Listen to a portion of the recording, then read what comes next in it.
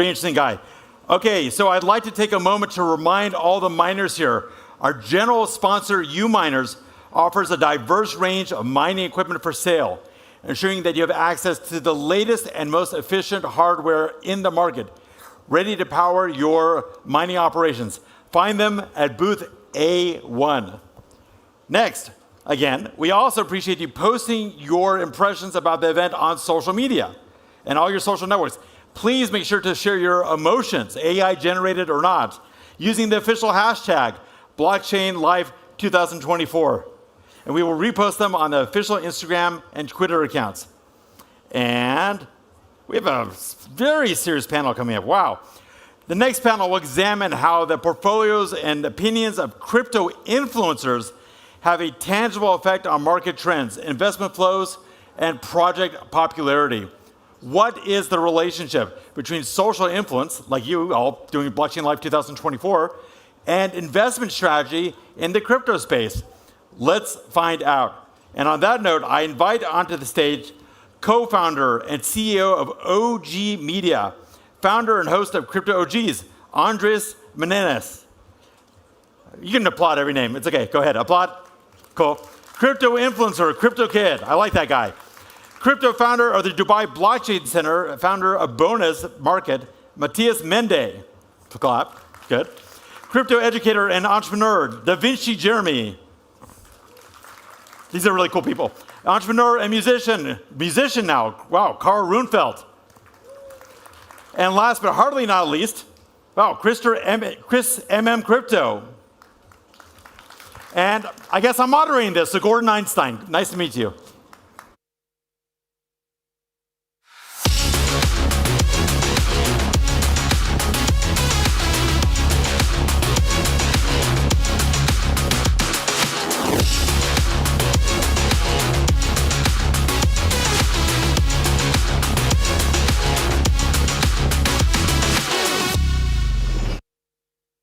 Bump, bump, bump.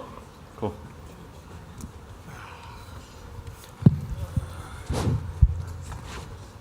I got an interesting question, because I don't know. What's a crypto influencer's job?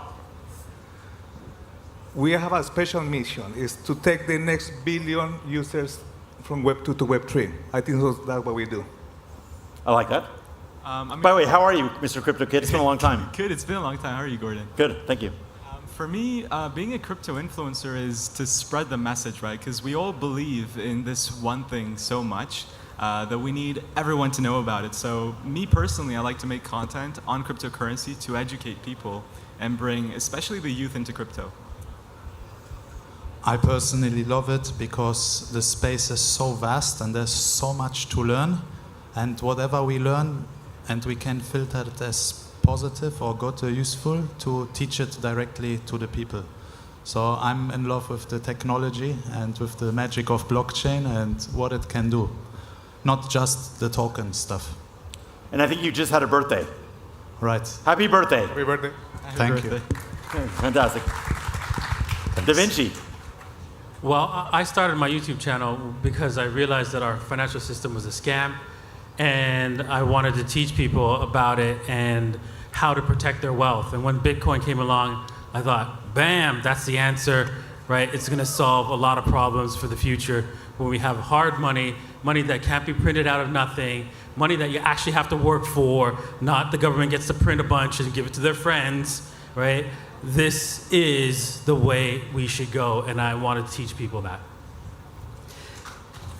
Yeah, so before I learned about Bitcoin, I was already researching the banking system, and I realized how evil that system is and how flawed it is. So when I heard about Bitcoin, I felt like I cannot keep it for myself. I need to tell as many people as possible.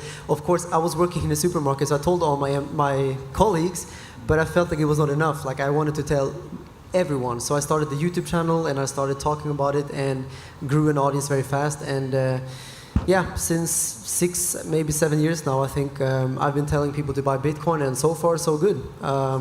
So I will keep doing that for the foreseeable future. I love it. Now, hold on. 3 sentences about your music career, because I didn't know about that. Oh yeah, no one knows about that. Well, now they do.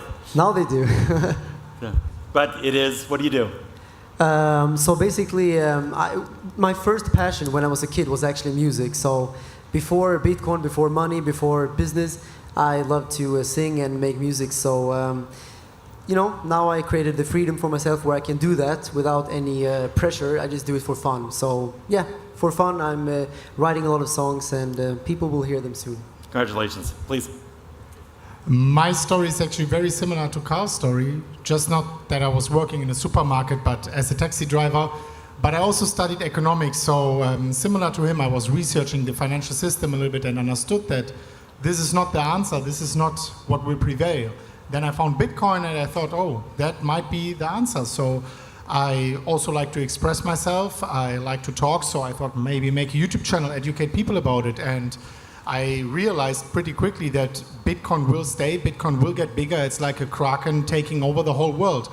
And by incentivizing or incentivizing people to buy Bitcoin or educating people about Bitcoin, I felt like I am part of the solution to the problem I researched in the first place. So I think by pushing Bitcoin, bringing people into the space, I'm part of this huge project which is not going to stop ever. And that's Bitcoin. Fantastic. You actually made a great lead into the next question. So Bitcoin is often compared to gold as a store of value. Do you, and we'll kind of go down the line here, do you think Bitcoin will continue to evolve in this direction, or do you see a different long-term role for it in the financial system? Is it a gold replacement? Is it a store of value, or is it something else? Well, we see the big guys now investing everything into Bitcoin. I started in Bitcoin in 2016, from Colombia, from a third world country. We use Bitcoin as a way to do a lot of OTC deals, the commercial side in Colombia with US. Now, if you ask me, probably right now is to replace the whole financial system. Possibly no at the moment, but that's why we have other technologies. You have Ethereum, Solana, we have more tokens.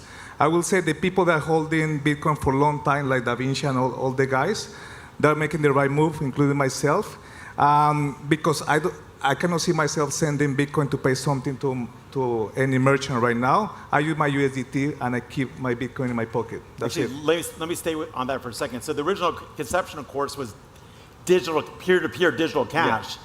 But when you have an appreciating asset, perhaps an ultimately appreciating asset, does it make sense to use it as cash? Yes, but if you use it as a cash, it just deny the whole purpose, Like, you can use P2P. I did it actually, I lost a lot of Bitcoin in 2017 and 18. I was sending Bitcoin to my friends to teach them about how it works. But now, no way, I'm not sending it to anyone. I just keep it in my wallet, and I'm just trying to make more business of other entities to capitalize in non-Bitcoin. CryptoKid. For me, when you I'm not sure you're a kid anymore. Still a kid. Teenager. 17. So, Okay. Yeah, You're definitely a kid compared to Are you allowed to be on the stage at 17? Until so like 8 Bitcoin PM. versus gold. Okay, we're wasting valuable Bitcoin time. Bitcoin CryptoKid, versus tell gold. us about Bitcoin. I think Uncle Da Vinci's got a better answer for it, but in my perspective, I think Bitcoin is exponential gold. So they're both stores of values. One of them has existed for thousands of years, and one of them is just 16 years old. So I'm only 1 year older than Bitcoin, but I think that in this era of digital revolution where everything is going to be pushed to the internet, I think Bitcoin will make so much sense. And this is a factor that not many people think about. When AI generates its own intelligence, its own consciousness, no one is going to put a bank account to, or give a bank account to a robot or AI. Like, they will have to be a part of our society somehow.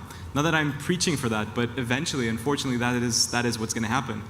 So when robots are integrated in our society, they will have some sort of financial service they use. They will transact, they will buy things, they will charge for their services. And I think that will be Bitcoin. I think Bitcoin will be their answer when they naturally try and find a way. I think Bitcoin will be the way that they transact. But apart from this, I mean, Bitcoin has underlying technology. So not only is it's unconfiscatable, which is a term that Tone Vays developed, but you can take millions and billions of dollars worth of Bitcoin with you from border to border, and it's just in your head. So with either 12 or 24 seed phrases, then, or the words that consist of a seed phrase, you can bring billions of dollars of net worth with you without being taxed, without being stopped or anything else. So in that sense, for the freedom of movement of money, And for the freedom of ownership, I think Bitcoin is important. And who knows, maybe in 30 years, people will develop products with Bitcoin that we would have never thought would exist today. Just like how we developed the iPhone with electricity. So yeah, I think Bitcoin is better than gold. Matthias, Well, Bitcoin's comparison to digital gold, is that an outdated sort of analogy? Is it the core truth of it and what it will always be? What do you see as the future? well, I feel it's a fair comparison because it is digital and it's like gold, but it's very scarce, and the scarcity is what makes it special. But for me personally, I think Bitcoin, it's really the future of money and the next evolutionary step of money. But this will probably then happen when it becomes like a reserve currency of some countries or maybe for the world. I even believe that Bitcoin is the transit money for all the rich institutions and people who were smart enough to secure some, especially when the dollar expires, since Da Vinci says it's a scam too.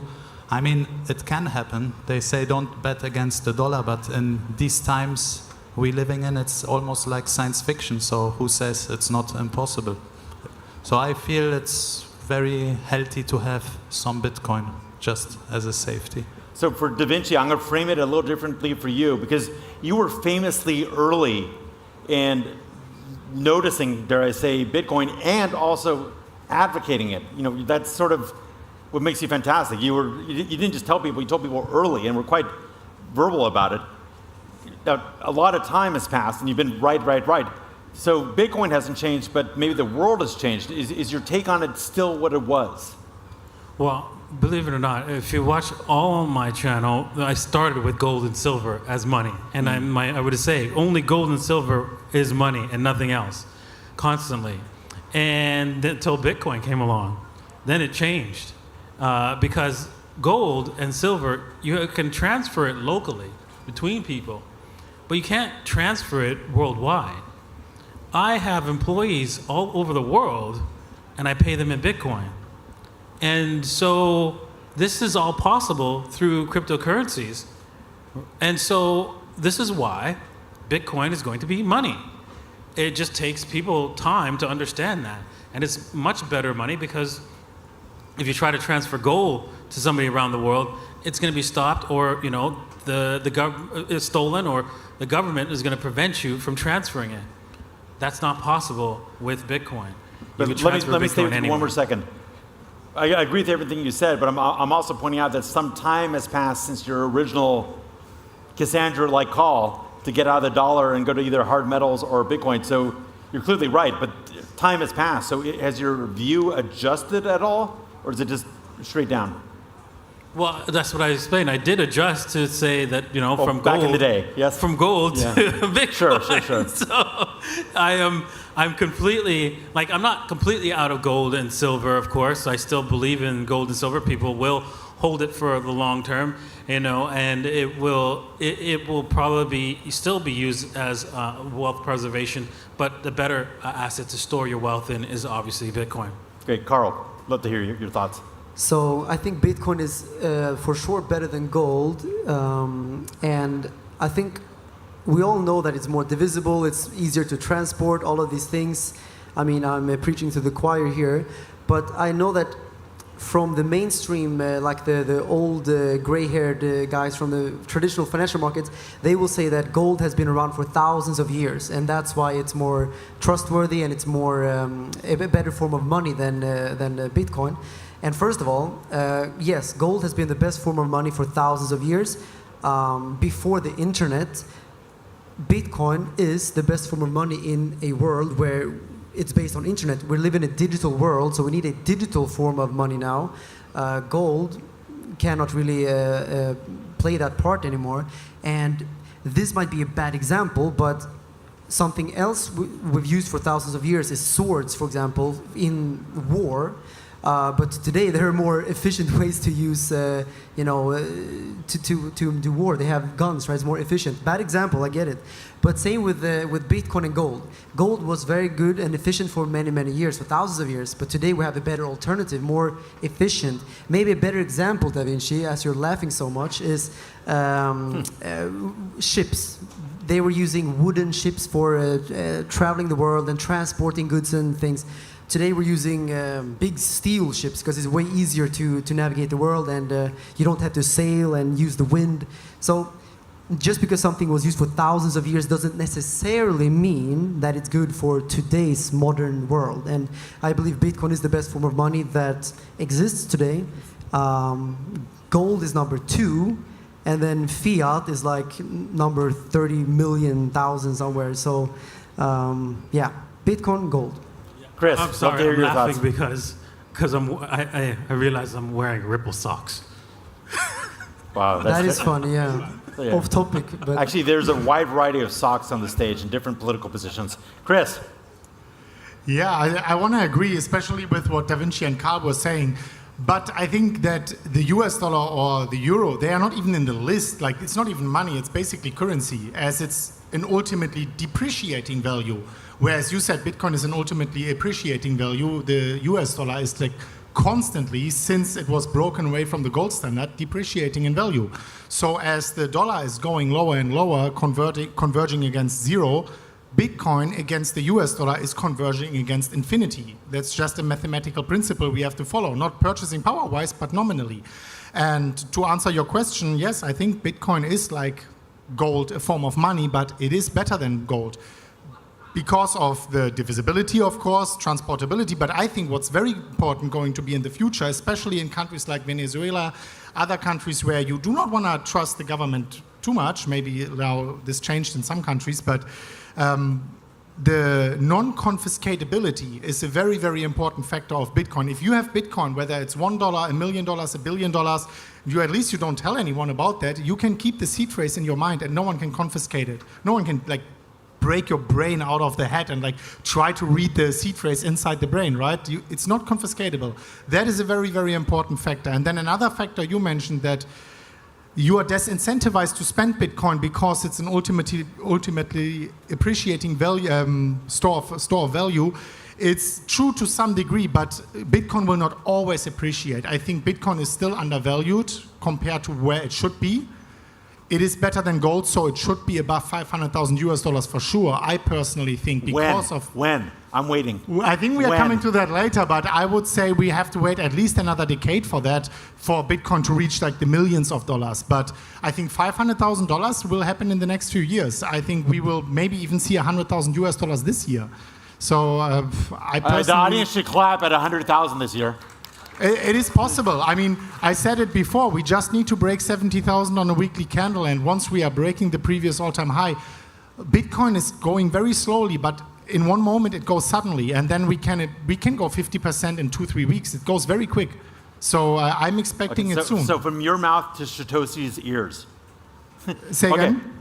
I said, from your mouth to God's ears. I'll say from your mouth to Satoshi's ears. Well, Satoshi is with us anyways Okay, next on the question. panel. So how do you assess the current state of altcoin performance relative to Bitcoin and Ethereum? Are we entering a new phase of altcoin dominance? We're just getting started. Look, if you think what happened 2 years ago, we were in the middle of the biggest scam in crypto sphere, and then we have Solana going all the way to $17, and let's say we're now at more than 150. I was about 3 weeks ago with the president of Solana Foundation, Aptos, and the president of BitGet, and we were talking exactly about this. When is going to be the next super cycle for altcoins? I think so we're just getting started. Obviously, Bitcoin's performance is decent now, but I believe the people's money, people is following where the money is going. And I've seen a lot of people just going for the new or the biggest altcoins. Sui as well doing a good example. We have seen him doing a lot of events around the city. So I think that we're just getting started. I'm betting a lot in altcoins, but they have to be at least top 25 in the market cap for me. I mean, is Bitcoin sort of like the conservative holding pattern, and then you play around with your excess? Yes. Okay, got it. So for me, I mean, the Bitcoin dominance is currently at 60%, and this is a pretty high number. And eventually we're going to see a breakdown of the Bitcoin dominance from the huge rising wedge that we're forming on the weekly time frame.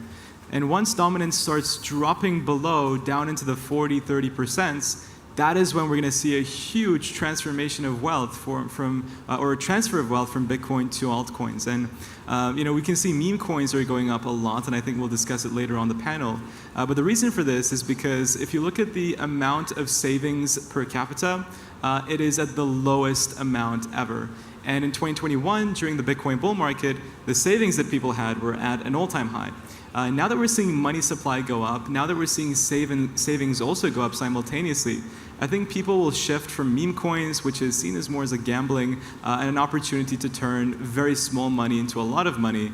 I think that will funnel into altcoins very soon. But we have to break down from the rising wedge of the Bitcoin dominance, and I personally see that to be either Q1 of 2025 or very late in 2024. I personally think that Bitcoin will never lose its dominance, especially with all those meme coins, which some people also consider as altcoins, but they are not. And the whole volume, those meme coins actually cannibalizing in the market because it's like daily 10,000 new opportunities to play lottery and win something. It actually makes the altcoins, it destroys the altcoins because the altcoins come from projects which actually have a purpose and value most of the time and fulfill a utility.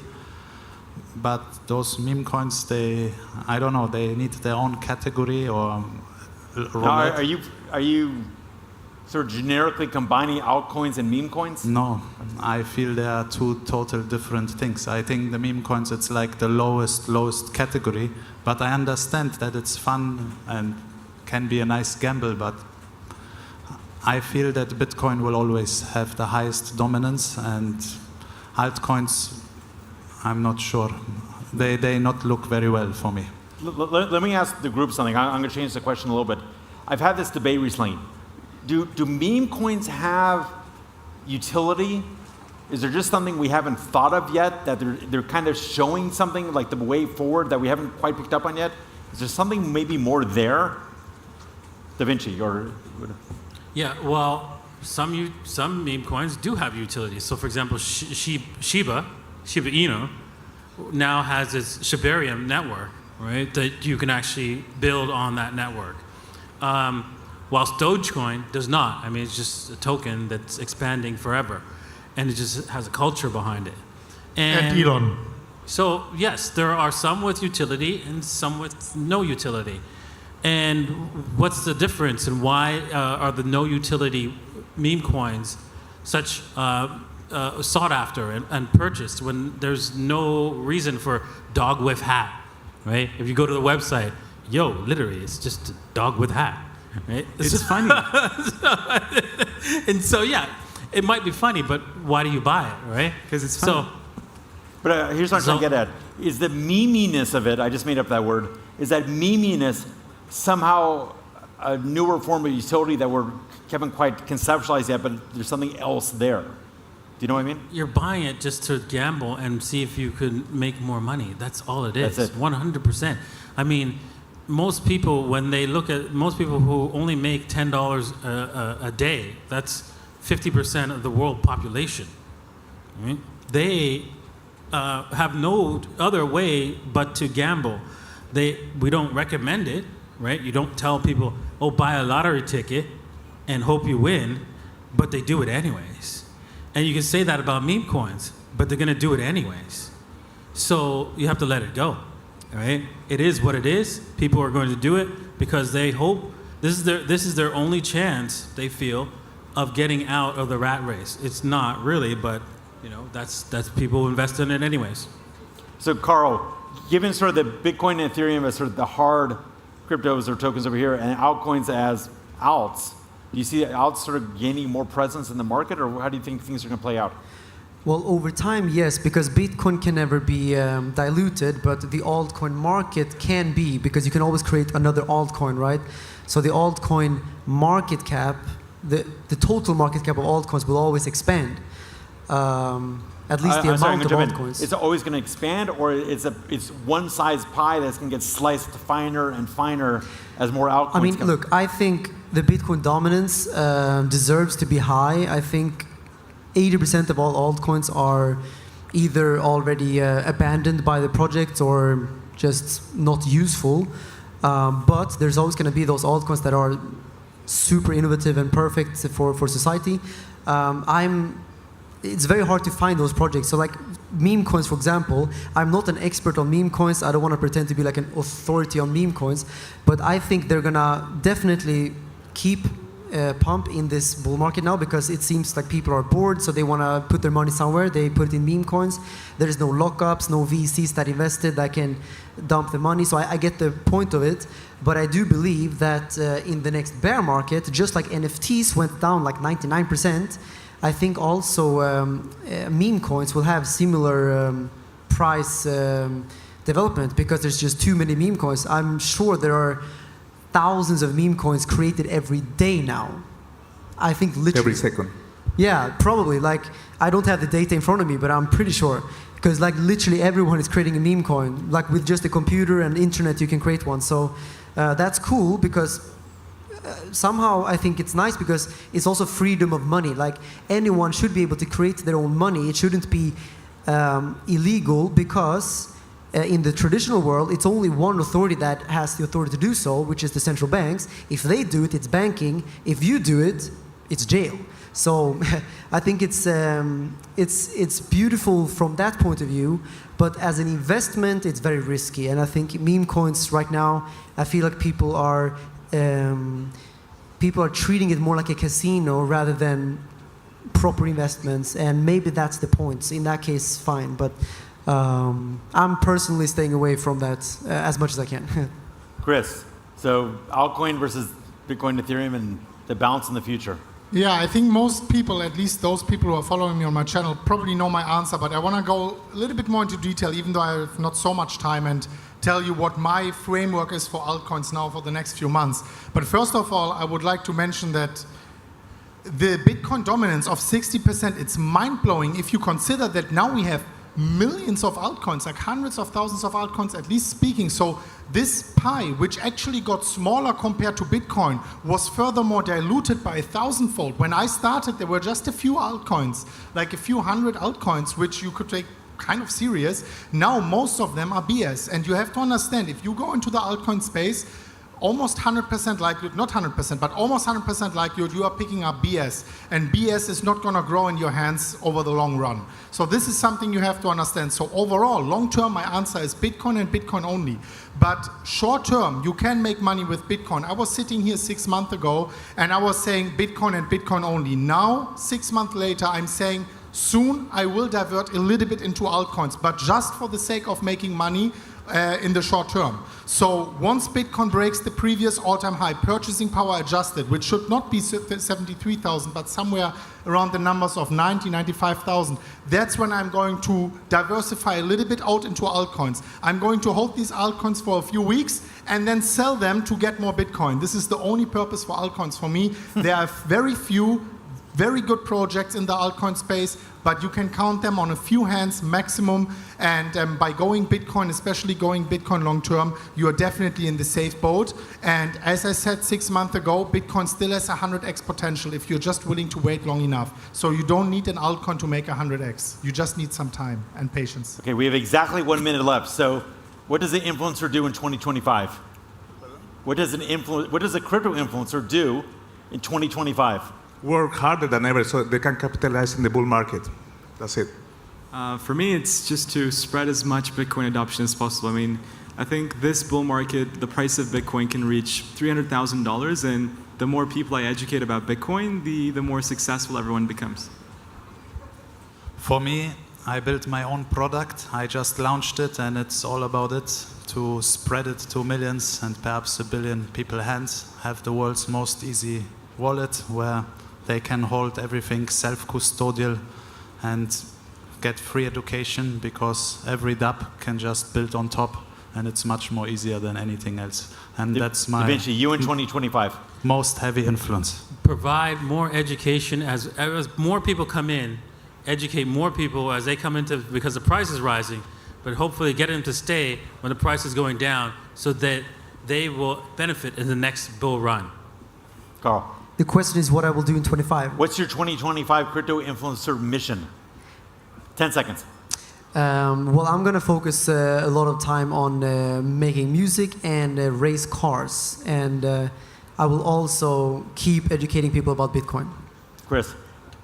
I will keep educating people about Bitcoin, but as Bitcoin gets bigger, less volatile, and we are getting closer and closer to the true value of Bitcoin, I will also include some other things into my content, which will maybe contain health and longevity, Nice. happiness, faith, and many things which can make people happier in this world where depression is really skyrocketing. Fantastic. Let's give our panel a big round of applause. Thank you very much.